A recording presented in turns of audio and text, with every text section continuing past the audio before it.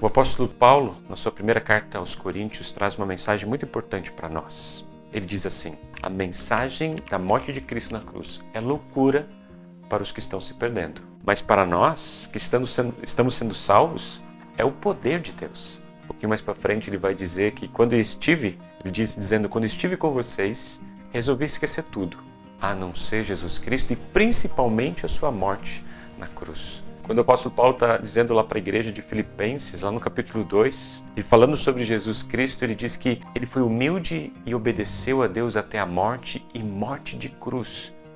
Os evangelhos narram justamente isso. No evangelho de Marcos, nós ouvimos que o Filho do Homem terá de sofrer muito.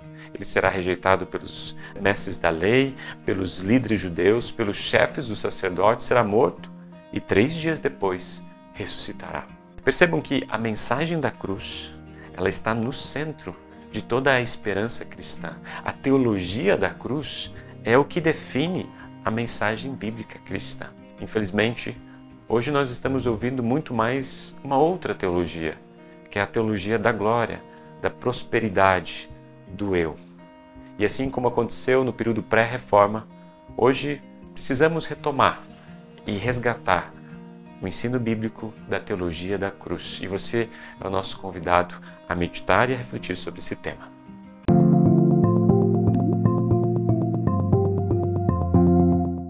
Para falarmos sobre esse assunto, é importante nós voltarmos para um debate chamado debate de Heidelberg, que aconteceu em 1518. Se você está atento um pouco às datas, em 1517 Lutero afixou as 95 teses do castelo de Wittenberg.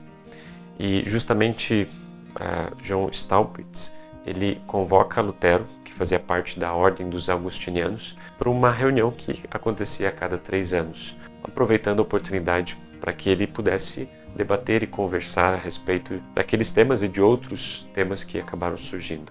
O próprio Lutero posteriormente disse que esse debate aconteceu de forma amigável, uma forma muito tranquila, e que várias pessoas depois acabaram até se tornando luteranas. Mas o que é interessante é que nesse debate de Heidelberg, pelo menos 3 temas foram abordados de uma maneira bem específica.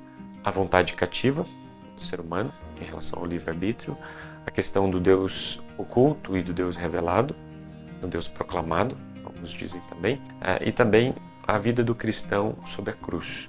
Sobre esses 3 aspectos, acho que é importante a gente destacar em outros vídeos, porque eles merecem uma atenção especial e que vão ser colocados nas próximas semanas também. Mas para facilitar a nossa conversa, vamos concentrar em apenas 3 das teses que são colocadas nesse debate de Heidelberg. E a tese 19, 20 e 21, que diz assim: tese 19. Não se pode designar condignamente de teólogo quem enxerga as coisas invisíveis de Deus, compreendendo-as por intermédio daquelas que estão feitas, mas sim quem compreende as coisas visíveis e posteriores de Deus, enxergando-as pelos sofrimentos e pela cruz. Então, teólogo não é aquele que enxerga as coisas invisíveis de Deus através daquilo que se enxerga, mas pelo contrário, vê e percebe as coisas visíveis, mas por meio do sofrimento e da cruz. Fica mais claro quando a gente observa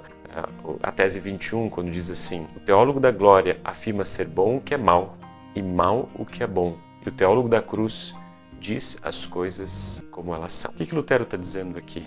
Lutero está dizendo que o teólogo da glória tenta explicar as coisas invisíveis de Deus através da lógica e da razão humana. E quando nós enxergamos para quem nós somos, para a nossa realidade, pecadores, a gente deixa de lado a cruz, o sofrimento, deixa de olhar para Cristo. E quando a gente deixa de olhar para a cruz, o sofrimento, deixa de olhar para Cristo, aquilo que Ele fez por nós, a gente acaba olhando para nós mesmos e para as coisas que nós temos condições de fazer. E por isso que o teólogo da glória fala coisas que parecem ser boas, mas no fim são más.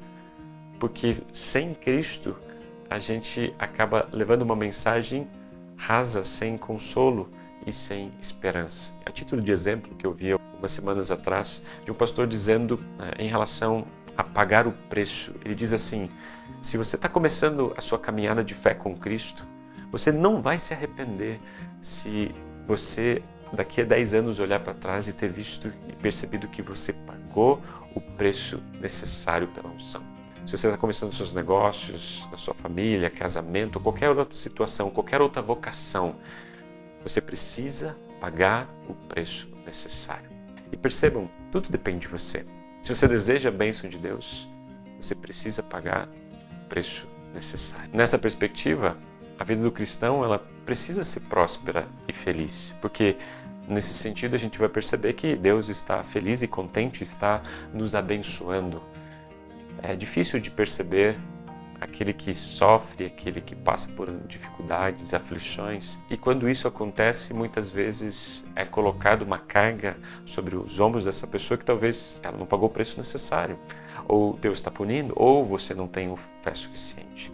A cruz e o sofrimento não fazem parte da vida do teólogo da glória ou daqueles que seguem a teologia da glória. E vale olharmos para o Antigo Testamento, para percebermos como o coração do ser humano ele busca conhecer a glória de Deus. Por exemplo, quando Moisés estava lá com Deus no Monte Sinai, olha só o que ele pede para Deus. Ele diz assim, por favor, deixa que eu veja a tua glória. E Deus respondeu para Moisés dizendo que fará de todo possível para que ele veja o brilho da glória de Deus. E também dirá qual que é o seu nome. Eu sou o Senhor, e terei compaixão de quem eu quiser, e terei misericórdia de quem eu desejar. E Deus ele continua dizendo que não vou deixar que você veja o meu rosto, pois ninguém pode ver o meu rosto e continuar vivo. Mas aqui há um lugar perto de mim, onde você poderá ficar em cima de uma rocha. Quando a minha glória passar, eu porei você numa rachadura da rocha e o cobrirei com a minha mão até que eu passe. Depois tirarei a mão e você me verá pelas costas, porém não verá o meu rosto. Acho que isso aqui é interessante para que a gente possa pensar que não é nos termos de Moisés que Deus permite que a sua glória seja vista, mas através da rachadura de uma rocha onde Deus cobre o seu rosto, Moisés consegue ver as costas de Deus, o brilho de Deus. E através então dos termos que Deus revela, essa glória é mostrada. E acho que vale a pergunta para nós. O que Deus permite que a gente veja? De que forma Deus revela para nós a sua glória? E o que Deus permite nos ver? Deus permite nos ver Jesus. E é justamente isso que o apóstolo Paulo vai dizer lá na carta de 1 Coríntios. Quando estive com vocês, resolvi esquecer tudo, a não ser Jesus Cristo e a sua morte na cruz.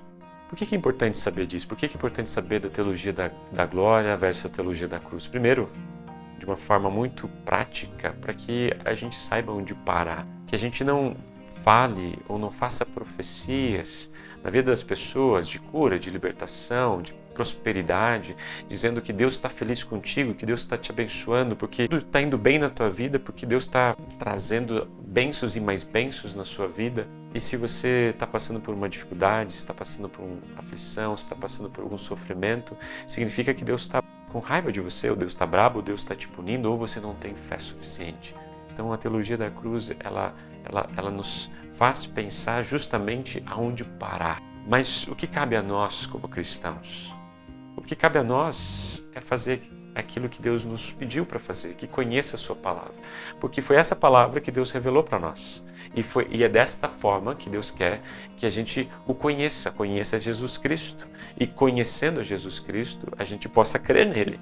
E crendo nele, a gente tenha a vida eterna. E é justamente nesse contexto que o próprio Jesus ele afirma que é por meio da cruz que Deus revela a glória. Até de uma forma muito estranha da gente entender ou até perceber isso, mas Deus revela a sua glória, Deus permite que a gente perceba a sua glória por meio da cruz. E o próprio Jesus diz isso em alguns momentos, por exemplo, lá no Evangelho de João, no capítulo 12, quando ele estava em oração, ele disse assim, agora Senhor, eu estou sentindo uma grande aflição, o que eu vou dizer? Será que eu vou dizer, Pai, me livra desta hora de aflição?